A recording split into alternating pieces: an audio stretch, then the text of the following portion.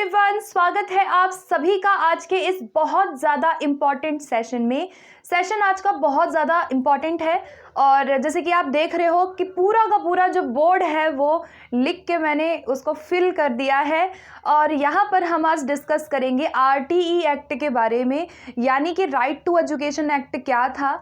पूरा का पूरा आरटीई को आज हम कवर करेंगे इस एक वीडियो में। कोई ऐसी चीज़ नहीं छोड़ी है जहाँ से क्वेश्चन नहीं बनता और सारी की सारी इम्पॉर्टेंट जो चीज़ें हैं उनको यहाँ मैंने ऐड कर दिया है। तो आज हम इन सारी चीज़ों को डिस्कस करेंगे। सो वीडियो बहुत ज़्यादा इम्पॉर्टेंट होने वाली है। अगर आप किसी भी स्टेट टेट की तैयारी कर रहे हो, अपकमिंग जो आपका रीट आने वाला है उसमें भी पूछा जाता है, अदर जो भी टेट है जहाँ पे भी आरटीई एक्ट आपका सिलेबस में है, सब लोगों के लिए ये वीडियो आप सभी के लिए इम्पॉर्टेंट होगी। सो आई होप कि आपको बहुत मज़ा आएगा इस वीडियो से। तो शुरू करते हैं, वीडियो की शुरुआत करते हैं। और वीडियो को शुरू करने से पहले एक रिक्वेस्ट आप सभी लोगों से मैं करना चाहूँगी कि थोड़ा सा पेशेंस के साथ सुनिएगा, क्योंकि ये ऐसी चीज़ें हैं आप इनको आज सुन लेंगे, अगर आप इनको नोट नहीं करेंगे तो आपको आज याद रहेगा, आप कल भूल जाएंगे। सो इसीलिए आप ये चीज़ ध्यान रखना कि एक नोटबुक और एक पेन लेके बैठिएगा और जो जो चीज़ें मैं डिस्कस करती जा रही हूँ आप उनको नोट करिएगा, ठीक है। चाहे तो स्क्रीनशॉट ले लेना, लेकिन स्क्रीनशॉट लोगे तो फिर फ़ायदा नहीं है ना, वो आपकी गैलरी में ही रखा रहेगा। इससे अच्छा कि आप अपने खुद के नोट्स बनाएं, ठीक है। तो स्टार्ट करते, वीडियो को ध्यान से सुनना है, वीडियो को स्किप मत करिएगा, बहुत सारे नंबर आपके यहाँ से बनेंगे, ठीक है। तो स्टार्ट करते, सबसे पहले देखो आरटीई एक्ट के बारे में हम स्टार्ट कर रहे हैं। तो सबसे पहले फुल फॉर्म हमें पता होनी चाहिए। बहुत सारे क्वेश्चन फुल फॉर्म से बनते हैं, पूछा जाता है कि आरटीई की फुल फॉर्म क्या है। तो याद रखना, आरटीई की फुल फॉर्म होती है right of children to free and compulsory education. क्या होती है? आरटीई मतलब राइट ऑफ चिल्ड्रन। ये ऑफ याद रखना, यहाँ पे फॉर दे देंगे, ऑफ दे देंगे, कुछ भी दे देंगे, तो आपको याद रखना है राइट ऑफ चिल्ड्रन। क्या? Right of children to free, फिर आएगा आपका टू, बस ये दो वर्ड याद रखना, बाकी तो आपको पता ही है।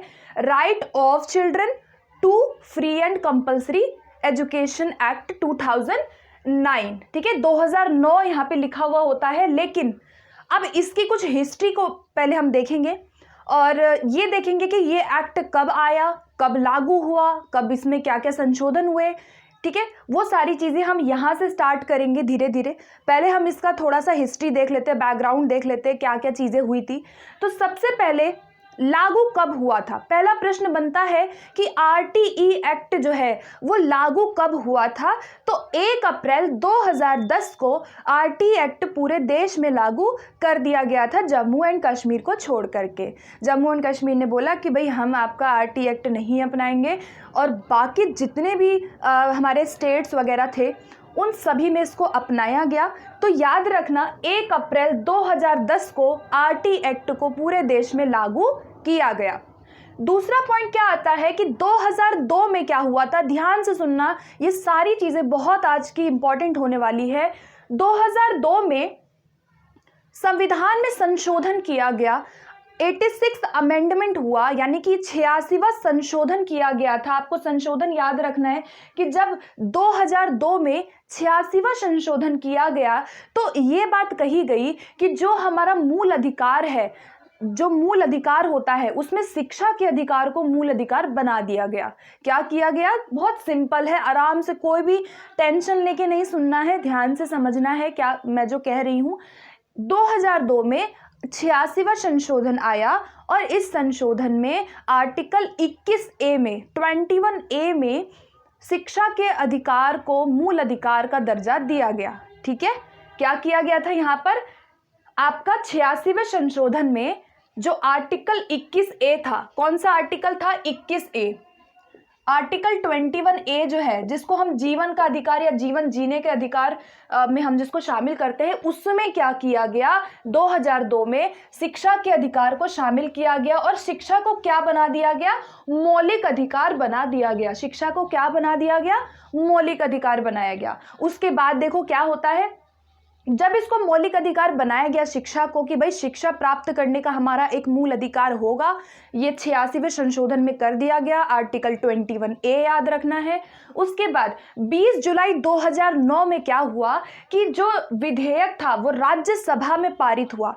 अब इन्होंने सोचा, थोड़ा सा स्टोरी की तरह याद रखना इसको, भाई लोगों ने सोचा, उन्होंने सोचा सरकार ने कि भाई अब ये जो शिक्षा का अधिकार है इसको हम एक विधेयक बनाएं और इसको हम प्रस्तावित करें, है ना, आरटी एक्ट को लाया जाए। तो इन्होंने क्या किया कि जो विधेयक बनाया उसको राज्यसभा में पहले पारित किया। कहाँ किया? राज्यसभा में पहले पारित किया गया था 2009 में, जुलाई में, ठीक है। उसके बाद अगस्त 2009 में लोकसभा में पारित हुआ, ये पहले राज्यसभा में हुआ 20 जुलाई 2009, फिर 4 अगस्त 2009 को ये कहाँ पारित हुआ? लोकसभा में पारित हुआ। समझ गए क्या क्या हुआ? पहले 86वां संशोधन हुआ, शिक्षा के अधिकार को मौलिक अधिकार बना दिया गया। उस संशोधन में आर्टिकल 21A में कहा गया था। उसके बाद 20 जुलाई को क्या हुआ था? 2009 में राज्यसभा में विधेयक पारित हुआ। फिर उसके बाद 4 अगस्त 2009 में लोकसभा में पारित हुआ और उसके बाद 26 अगस्त 2009 को राष्ट्रपति जो है उन्होंने हस्ताक्षर कर दिए और उसके बाद यह एक अधिनियम बन गया। इस बात को समझना थोड़ा ध्यान से आप सभी लोग। 26 अगस्त 2009 को राष्ट्रपति के हस्ताक्षर के बाद जो ये विधेयक था ना वो अधिनियम बन गया और फाइनली 1 अप्रैल 2010 को पूरे देश में ये लागू हो गया, जम्मू एंड कश्मीर को छोड़ करके, ठीक है। इस तरह से जो भारत था वो 135वां देश बना जिसने आरटी एक्ट को जो लेकर के आया, जिसने शिक्षा के अधिकार को जो है जो मूल अधिकार है उसमें बनाया। तो भारत कौन सा देश था? 135वां देश था। इससे पहले 134 देशों ने ऑलरेडी इसको अपना लिया था। भारत कौन से नंबर पे था ये आपको याद रखना है, 135वें नंबर पे था। तो ये सारी चीज़ें क्या थी? पूरी हिस्ट्री थी, ठीक है। आरटी एक्ट लागू कब हुआ? 1 अप्रैल 2010, ये पूरा हिस्ट्री है। 2002 में क्या हुआ एक बार से रिवाइज करेंगे हम लोग, फिर आगे चलेंगे। 86वां संशोधन हुआ, 86 अमेंडमेंट हुआ, उसमें संशोधन किया गया। आर्टिकल 21A में शिक्षा के अधिकार को मूल अधिकार बनाया गया।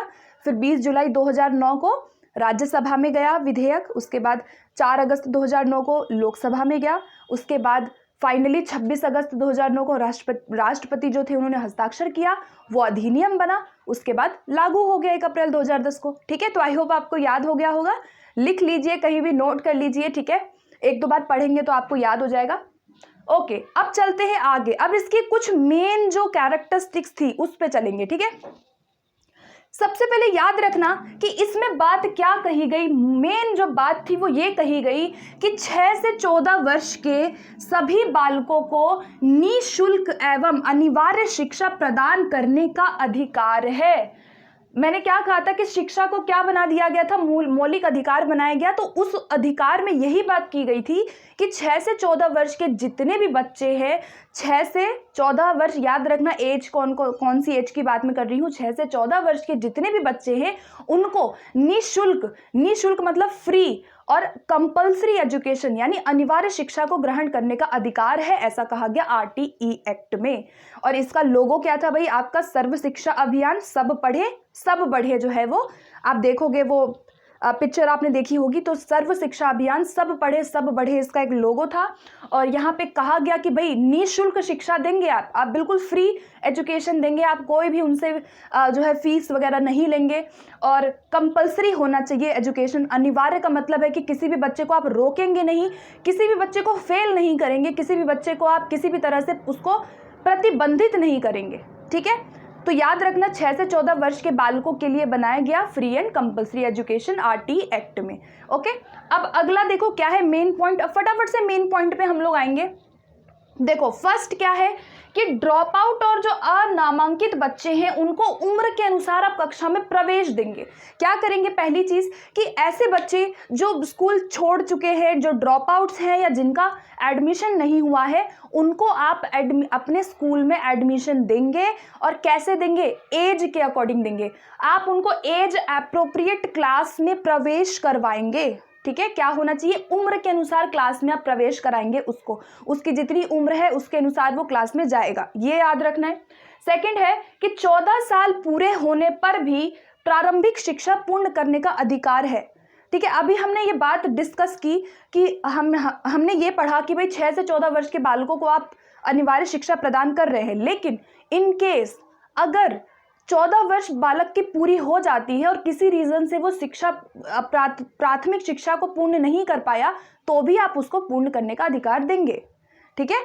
ये एक्सेप्शनल केस है कि मान लो एक बच्चा है वो अपना नहीं कर पाया, प्राइमरी एजुकेशन कंप्लीट 14 वर्ष से ज़्यादा हो गया, तो ये नहीं कि आप उसको मना कर देंगे, आप उसको क्या करेंगे, शिक्षा पूर्ण करने का अधिकार तभी भी देंगे। ठीक है। अगला है कि कक्षा 8वीं तक किसी को भी फेल नहीं किया जाएगा, किसी को भी रोका नहीं जाएगा, किसी भी बच्चे को फेल करने से मना कर दिया गया कक्षा 8वीं तक, ये याद रखना है। अब चलते हैं इस तरफ थोड़ा सा। ये देखो गाइज, आपको ये जितनी भी पॉइंट्स दिख रहे हैं ना, वेरी वेरी वेरी इंपॉर्टेंट है। यहीं से उठ करके 1 से 2 क्वेश्चन आपके पेपर में आपको देखने को मिल जाएंगे, सो बिल्कुल भी मिस नहीं करना है, लिखते जाओ जो जो चीज़ें मैं यहाँ डिस्कस कर रही हूँ। सबसे पहले आते हैं इधर, अब एक एक आप पार्ट पे चलेंगे हम लोग। ठीक है। आपका भी ध्यान इधर आना चाहिए। ओके। सबसे पहले देखो क्या है कि शिक्षक की भूमिका क्या कही गई RTE एक्ट में, ये बहुत इंपॉर्टेंट है। सबसे पहले है कि प्राइवेट ट्यूशन प्रतिबंधित, टीचर ट्यूशन नहीं पढ़ाएगा। ठीक है। टीचर प्राइवेट ट्यूशंस नहीं लेगा, ये याद रखना, मना किया गया, प्रतिबंधित किया गया। दूसरा कि जो शिक्षक है, जो टीचर है, वो गैर शिक्षकीय काम में नहीं लगेगा। गैर शिक्षकीय काम का मतलब है कि जैसे वो पढ़ा रहा है तो पढ़ाने के अलावा और किसी काम में टीचर संलग्न नहीं होगा, सिर्फ 3 चीज़ों को छोड़कर, और ये 3 चीज़ें एग्जाम में आ चुकी हैं। टीचर जो है वो दशकीय जनगणना कर सकता है, याद रखना। अगर आपके ऑप्शन में आता है कि निम्न में से कौन सा टीचर का कार्य होगा, तो अगर वहाँ पे आपका है कि भाई 10 वर्षीय जनगणना टीचर कर रहा है, तो ये टीचर कर सकता है। टीचर चुनाव एक्टिविटी में पार्टिसिपेट कर सकता है, चुनाव के लिए जो टीचर्स को आप लगाते हैं जॉब वगैरह पे या ड्यूटी पे, तो वो टीचर कर सकता है। और तीसरी चीज़ है कि आपदा राहत कामों में टीचर कर सकता है। एक क्वेश्चन यहाँ से बना था, 4 ऑप्शन दे दिए गए थे, जिसमें से 3 ऑप्शन ये थे और एक और ऑप्शन था पल्स पोलियो अभियान। तो उसमें जो राइट आंसर था हमारा वो क्या था कि टीचर पल्स पोलियो अभियान में नहीं लगेगा। सिर्फ इन 3 कामों को छोड़ करके किसी भी गैर शिक्षकीय काम में टीचर नहीं लगेगा, ना ट्यूशन पढ़ाएगा, ना वो और कोई कार्य करेगा। ठीक है। तो ये तीनों काम याद रखना, क्या क्या करेगा टीचर, जनगणना कर सकता है, चुनाव कर सकता है और आपदा राहत कामों में वो कर सकता है, उनको लग सकता है उस काम में। उसके बाद अगला देखो कि शिक्षकों की व्यवस्था 5 वर्ष में कर देंगे। RT एक्ट में कहा गया कि भाई शिक्षकों की व्यवस्था है कि स्कूल में कहीं भी 5 वर्ष के अंदर जो व्यवस्था है, जो वैकेंसी है वो आनी चाहिए, उनकी व्यवस्था की जानी चाहिए। इसके अलावा बहुत सारी चीज़ें कही गई, जैसे कि मैं अभी आपसे इसी तरह से डिस्कस कर ले रही हूँ। इसमें कहा गया कि आप जो टीचर जो ट्रेंड नहीं है उनको आप ट्रेनिंग देंगे, आप उनको जो है शुल्क भत्ते और जो भी उनको बेसिकली जो सेवाएं होती हैं वो भी प्रोवाइड करेंगे टीचर्स के लिए। ये जो चीज़ें हैं ये मेन थी। ठीक है, जो अभी मैंने यहाँ डिस्कस किया है। ओके, अगला देखते हैं। अब आते हैं हम थोड़ा सा इधर, ये हमारा टीचर का डन है कि टीचर के क्या क्या भूमिका होगी, टीचर क्या करेगा काम।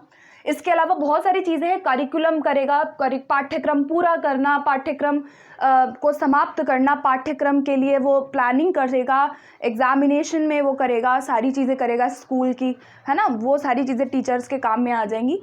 ओके, वो आप कर लेंगे इजीली। ठीक है, अगला देखो क्या है, छात्र शिक्षक अनुपात, वेरी वेरी इंपॉर्टेंट, बहुत इंपॉर्टेंट है, यहाँ से क्वेश्चन ज़रूर बनता है।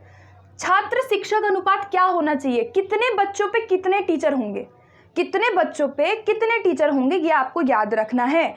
अगर मैं प्राइमरी की बात करूं, यानी कि 1 से 5वीं कक्षा तक के बच्चों की मैं बात करूं, अगर 30 बच्चे हैं तो 1 टीचर होगा, यानी कि रेशियो क्या है, 30:1, 30:1। याद रखना, अनुपात याद रखना है, 30:1 होगा प्राइमरी में, यानी कि 30 बच्चों पे 1 शिक्षक। अगर 60 बच्चे हैं तो दुगुना कर दो। ठीक है, 30 बच्चे हैं तो 1 टीचर, 60 बच्चे अगर प्राइमरी में है तो 2 टीचर हो जाएंगे। ठीक है, 60 बच्चे हैं तो 2 टीचर, 60 से 90 बच्चे हैं, अगर 60 to 90 है तो 3 टीचर हो गए। तो आप ऐसे बढ़ा के याद कर सकते हो, बहुत आसान है। 30 बच्चे हैं तो 1 टीचर, 60 बच्चे हैं तो 2 टीचर, 60 से 90 अगर हो गए, 90 तक आ गए तो 3 हो जाएंगे, 91 से 120 हो गए तो 4 हो जाएंगे, 121 से 200 हो गए तो 5 हो जाएंगे। तो ऐसे 1 2 3 4 5 आप नंबर के अकॉर्डिंग याद रखना, 30 60 90, उसके बाद 120, उसके बाद आपका 120 के बाद आपका 200 तक, ठीक है। 200 तक कितने टीचर? 5 टीचर। ये आपको याद रखना है ऐसे ही, ठीक है। याद नहीं होता इसको आप एज इट इज़ याद रख लो, ठीक है। इसमें कुछ ऐसे दिमाग नहीं लगाना है, नहीं याद हो रहा तो रट लो, ठीक है, आसान है। उसके बाद देखो ये याद रखना कि अगर 150 से ज़्यादा बच्चे हैं, ये बहुत इंपॉर्टेंट है दोनों पॉइंट। अगर 150 से ज़्यादा बच्चे हैं तो 5 टीचर होंगे, 5 टीचर पर 1 प्रिंसिपल होगा। ये क्वेश्चन आपका ऐसे ही बन जाएगा पेपर में कि यदि प्राइमरी लेवल पे, प्राथमिक स्तर पर यदि 150 से ज़्यादा बच्चे हैं तो कितने टीचर और कितने प्रिंसिपल होंगे, ऐसे बन जाएगा क्वेश्चन। तो याद रखना प्राइमरी लेवल पे अगर 150 से ज़्यादा बच्चे हैं तो 5 शिक्षकों पर 1 प्रिंसिपल होना अनिवार्य है प्राइमरी लेवल पे, ठीक है। अब चलते हैं अपर प्राइमरी लेवल पे। इधर अपर प्राइमरी लेवल पे भी पूछा जाता है माध्यमिक स्तर पर। अच्छा, यहाँ पर एक पॉइंट और है, 200 से ज़्यादा, ये भी इंपॉर्टेंट है। अगर 200 से ज़्यादा बच्चे हैं तो अनुपात पूछा जाता है। रीट में ये आया हुआ प्रश्न है, आ चुका है कि अगर 200 से अधिक बच्चे हैं तो छात्र शिक्षक का अनुपात क्या होगा। तो याद रखना अगर 200 से ज़्यादा बच्चे हैं तो छात्र शिक्षक अनुपात होगा 1:40। 1:40 कब होगा? जब 200 से ज़्यादा बच्चे हैं। एज इट इज़ इसको याद रख लो, ठीक है, इसको ऐसे ही याद रखना है सभी को। 150 से ज़्यादा बच्चे हैं तो 5 टीचर 1 प्रिंसिपल, 200 से ज़्यादा बच्चे हैं तो 1:40 का रेशियो होगा, ठीक है। ये आपको ऐसे ही याद रखना है, आ चुका है। अब चलते हैं उच्च प्राथमिक स्तर की तरफ। उच्च प्राथमिक स्तर पर रेशियो पूछा जाता है। प्राइमरी लेवल पे आपका 30:1 था, यानी 30 बच्चों पे 1 टीचर। अपर प्राइमरी की अगर मैं बात करूं तो 35 बच्चों पे 1 टीचर होगा। अपर प्राइमरी की मैं बात करूं तो 35 बच्चों पे 1 टीचर होगा, ठीक है। उस यहाँ पे 30 पे 1 था, यहाँ पे 35 पे 1 होगा, ये याद रखना है। दूसरा, हर क्लास में 1 टीचर जरूर होगा। अपर प्राइमरी लेवल में कहा गया कि हर क्लास में 1 टीचर ऐसा होगा जो जरूर होगा, फुल टाइम टीचर होगा, मतलब एक तरह से फुल टाइम टीचर कहा गया। 1 होगा मैथ्स एंड साइंस, याद रखना सब्जेक्ट 1 होगा मैथ्स एंड साइंस का, दूसरा होगा एसएसटी का, और तीसरा होगा हमारा भाषा का। कौन कौन से टीचर होंगे? 1 अनिवार्य टीचर अपर प्राइमरी लेवल पे जरूर होगा, मतलब कंपलसरी है कि 1 टीचर होना ही चाहिए फुल टाइम। कौन कौन से सब्जेक्ट का होगा? मैथ साइंस दोनों 1 टीचर, लैंग्वेज का 1 टीचर, और एसएसटी यानी सामाजिक अध्ययन का 1 टीचर, ठीक है, ये कंपलसरी है। उसके अलावा ध्यान रखना कि जहां 100 से ज़्यादा बच्चे हों, ये मैं अपर प्राइमरी लेवल की बात कर रही हूँ, हमने प्राइमरी कर लिया। अपर प्राइमरी में अगर 100 से ज़्यादा स्टूडेंट्स हो तो वहां पर 1 प्रिंसिपल होगा। प्रिंसिपल कब होगा? जब 100 से ज़्यादा बच्चे हैं अगर, तो एक फुल टाइम प्रिंसिपल होगा। और अगर मैं टीचर्स की बात करूं, सब्जेक्ट टीचर की, तो सब्जेक्ट टीचर में अंशकालिक टीचर में आएंगे कार्य शिक्षा, जिसे SUPW कहते हैं, आपका शारीरिक शिक्षा जैसे स्पोर्ट्स में जो होते हैं पीटीआई टीचर, और आपका कला शिक्षा, ठीक है। देखो ध्यान से दोबारा से बताती हूँ, अगर कंफ्यूजन हो रही है तो ध्यान से सुनना मैं क्या कह रही हूँ। देखो फुल टाइम टीचर, देखो अगर 100 बच्चे हैं, 100 से ज़्यादा बच्चे हैं अगर अपर प्राइमरी लेवल पे, यानी कि आपका 6 से 8, मतलब माध्यमिक स्तर पे अगर 100 से ज़्यादा बच्चे हैं तो 1 प्रिंसिपल फुल टाइम होगा। फुल टाइम सब्जेक्ट टीचर कौन कौन से अभी मैंने बताए? एसएसटी का, लैंग्वेज का, और मैथ और साइंस दोनों का 1 टीचर, 3 टीचर ये हो गए। और अंशकालिक टीचर की अगर मैं बात करूं, जो हाफ टाइम टीचर जिसको हम कह सकते हैं, अंशकालिक टीचर में कौन आएगा? कला शिक्षा, आर्ट एजुकेशन, कार्य शिक्षा, वर्क एजुकेशन जिसे SUPW भी कहते हैं, और तीसरा शारीरिक शिक्षा का टीचर। ये 3 टीचर ऐसे हैं जो हाफ टाइम यानी अंशकालिक रूप से होंगे, हाफ टाइम के लिए होंगे। ये मैं किसकी बात कर रही थी? अपर प्राइमरी की, ठीक है। सो आई होप आपको क्लियर हो गया होगा। नहीं क्लियर हुआ तो वीडियो को पॉज करके दोबारा पॉज करके उसको पीछे करके दोबारा देख लेना, ठीक है, नहीं क्लियर हुआ है तो। अदरवाइज कमेंट सेक्शन में कमेंट कर सकते हो, मैं रिप्लाई कर दूंगी आपका किसी भी अगर कोई डाउट रह जाता है, ठीक है। तो यहाँ पे हमारा अपर प्राइमरी और प्राइमरी लेवल पे क्या क्या रेशियो होना चाहिए वो हमारा डन है। अब चलते हैं इस तरफ, ठीक है, इस तरफ देखते हैं कि क्या क्या चीज़ें हैं। सबसे पहले आता है न्यूनतम कार्य दिवस और शैक्षणिक घंटे। आरटी एक्ट में क्या कहा गया, न्यूनतम कार्य दिवस और शैक्षणिक घंटे। सबसे पहले आता है 200 दिन, 200 दिन होने चाहिए। 200 दिन पे 800 घंटे होने चाहिए प्राइमरी लेवल पे। प्राथमिक स्तर पर न्यूनतम कार्य दिवस यानी कि जो नंबर ऑफ वर्किंग डेज हैं वो 200 होने चाहिए। और अगर मैं घंटों की बात करूं तो 200 है तो 800 घंटे, ये प्राइमरी का याद रख लो। ये ऐसे ही क्वेश्चन एज इट इज आ सकता है। 200 घंटे, 200 दिन, 800 घंटे प्राइमरी लेवल पर होना चाहिए। 220 दिन, 220 दिन न्यूनतम कार्य दिवस और 1000 घंटे शैक्षणिक घंटे कहाँ बोला गया, अपर प्राइमरी लेवल पे। दोबारा से रिवाइज करेंगे इसको हम।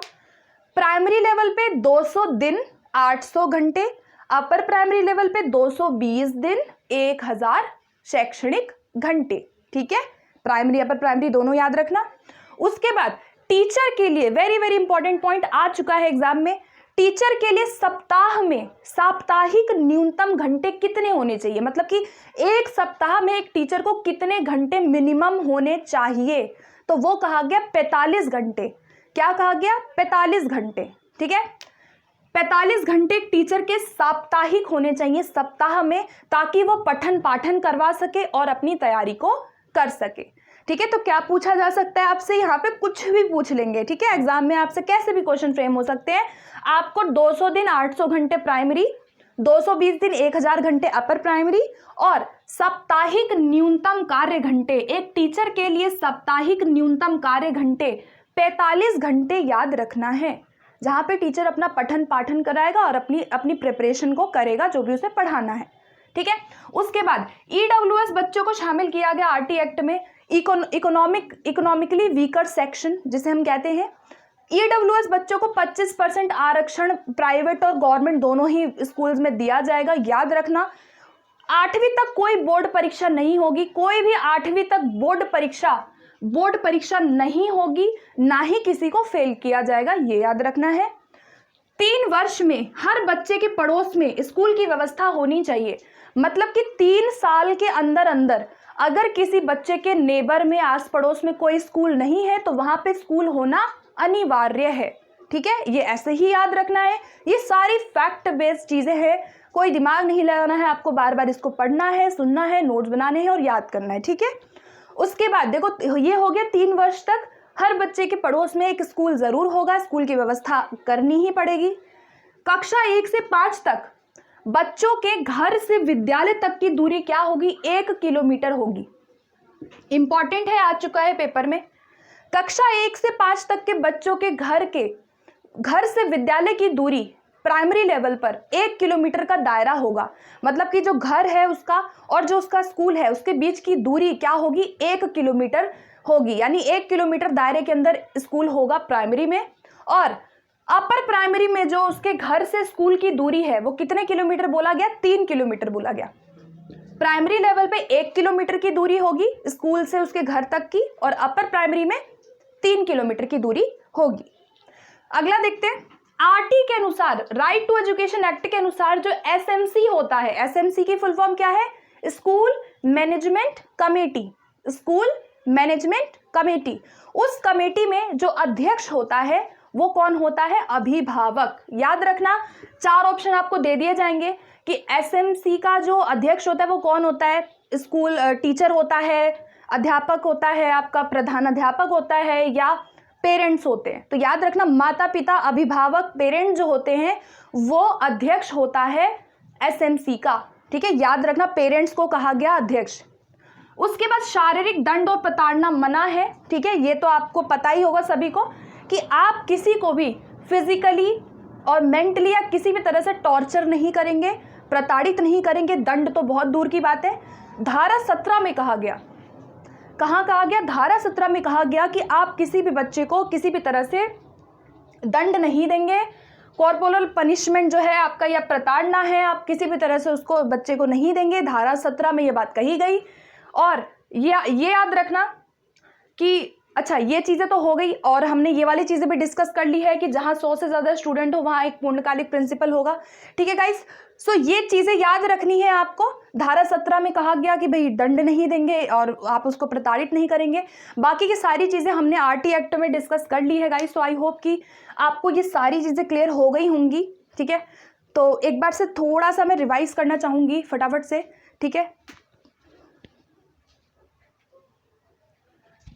ओके, थोड़ा सा रिवाइज करना चाहूँगी। ठीक है, हाँ भाई, फटाफट से देखते हैं क्या क्या चीज़ें हैं। 1 अप्रैल को लागू किया गया, 1 अप्रैल 2010 86वां संशोधन हुआ जहाँ पे मूल अधिकार में जोड़ा गया।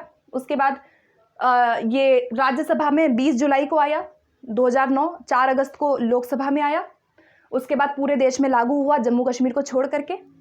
भारत 135वां देश बना। ठीक है, फिर 6 से 14 वर्ष के बालकों के लिए निःशुल्क और अनिवार्य शिक्षा, याद रखना। और इसके बाद यहाँ पर है कि भाई उम्र के अनुसार आप उनको नामांकित करेंगे, सभी को शिक्षा पूर्ण करने का अधिकार है। उसके बाद प्राइवेट ट्यूशन टीचर नहीं पढ़ाएगा, ये काम याद रखना। जनगणना, आपका जनगणना में, चुनाव में, आपदा राहत में टीचर हो सकता है, बाकी किसी काम में नहीं होगा। छात्र शिक्षक अनुपात आपको याद रखना है 30 पे 1 टीचर, यहाँ पे 35 पे 1 टीचर होगा। अपर प्राइमरी की अगर मैं बात करूँ, 200 दिन 800 घंटे प्राइमरी, 220 दिन 1000 घंटे उच्च प्राथमिक, 45 घंटे जो है वो न्यूनतम साप्ताहिक घंटे टीचर के लिए कहा गया। सो आई होप कि गाइज ये सारी चीज़ें आपको क्लियर हो गई होंगी। वीडियो को दोबारा देख लीजिएगा अगर आपको याद नहीं होता है, बहुत इंपॉर्टेंट आज का सेशन था।